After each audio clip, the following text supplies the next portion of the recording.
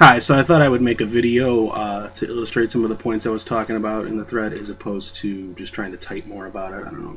I think it's easier to show as opposed to just tell. So I'm just going to keep this real simple for now, and we can go more in depth as you're comfortable. Basically, what I'm going to do is I'm going to use a 2-5-1 in C for everything I'm going to show an example of here. D minor 7 to G7 to C major 7. Now, when I say chord tones, we're talking about the absolute simplest thing you can think of. It's just the notes that are in the chords. So for the D minor 7, I've got D, F, A, and C. For the G7, I've got G, B, D, and F. And then for the C major 7, I've got C, E, G, and B.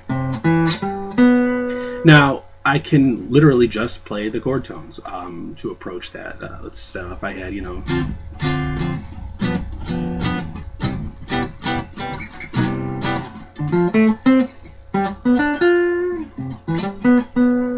Now that's pretty square. I mean, we're starting with the root note on all of those.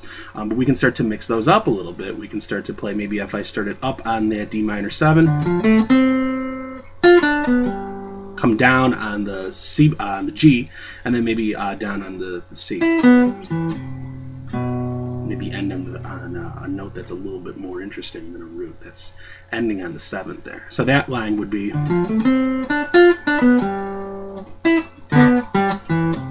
That was pretty terrible. How about I try that again? Now, I'm starting to throw in some little chromatic approaches there, which is going to get me to my next point. It's very hard for me to take that out of my playing, obviously, I'm noticing. So, chromatic approaches is simply just approaching a note from above or below. And one of the easiest ways to do it is just to come from a half step, but you can, approach things. I might do a line like this. That's on the C. Here I am kind of coming up to that E note.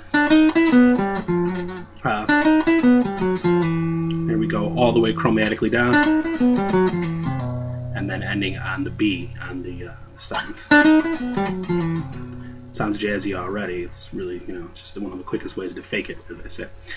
So I can throw in some of those chromatic tones as I work with that little line I just did.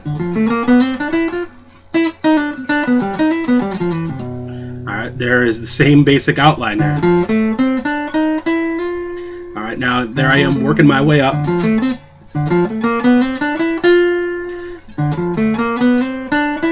Now I'm coming down the G7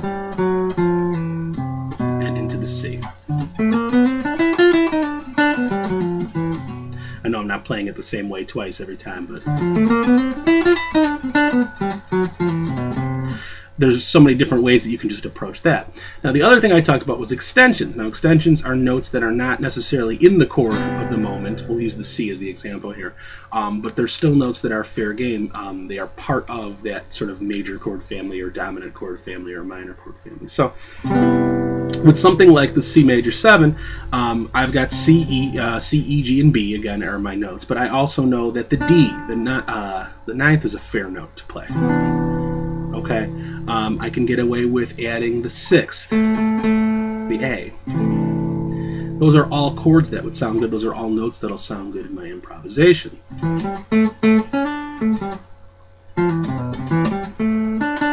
There's the A and the C, okay?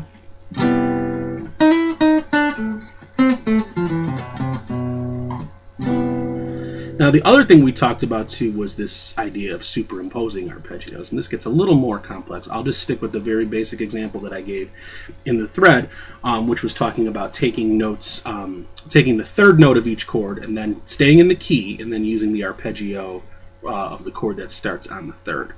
What, you say? Okay. All right, so here's the C again. Let's go to the D. The D minor 7, the 3rd of the D minor chord is the F. All right. If I'm staying in the key of C, because this whole little movement is in the key of C, I'm staying in the key of C. The F chord, if you will, in the key of C is an F major 7. So over that D minor 7 chord, I can play an F major 7 arpeggio. Sounds nice. Over the G7, the 3rd is the B, I can play a B half diminished arpeggio. Let's do something. Let's do okay. Ending on the B there, but okay. And then over the C, I can take an E minor 7 arpeggio. We'll talk about that not in a second. But so now I've got something that's a little bit more juicy sounding. If you play those chords along with me, as a 1, 2, 3, 4.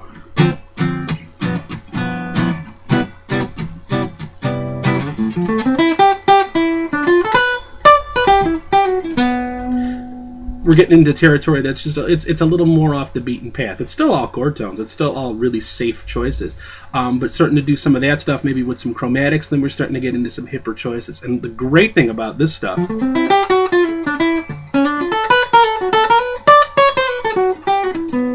the great stuff about this is that you're automatically, without thinking, starting on much hipper note choices than starting on like the root. I think that's the temptation, is when you learn these arpeggios, you know, you have to make sure that you're not always starting on the same note. It's just to get very similar after a while. And in here, you're automatically breaking from that, and you're still starting on the root note. There's my F major 7, or that's an F major 9, I guess. And then the B half diminished. All right, and then we have the E minor 7. We're getting into some really cool, you know, the hip notes to start on. The 3rd really defines a chord. You know, the 7th really defines a chord. So starting a line or ending a line on those notes is going to be a lot more successful in, you know, really kind of defining what that chord of the moment sounds like, you know. So, and then the last thing I mentioned, I did land on that F sharp there. That is the, this is when we get into the category of some of those notes that, well, I guess, you know, you can still think of it as an extension. You know, if you're thinking about it like a C major 7 with the raised 11th. That might sound dissonant to your ears, or it might sound fantastic. You kind of have to kind of train yourself, I guess, to hear that one. I don't know. I liked it right away. I didn't think it was anything too weird about it. But that note, you know, maybe it's a Handlewood care note, but it's a note that I can include kind of as part of thinking a little bit more about like the E minor scale on that C major 7 chord.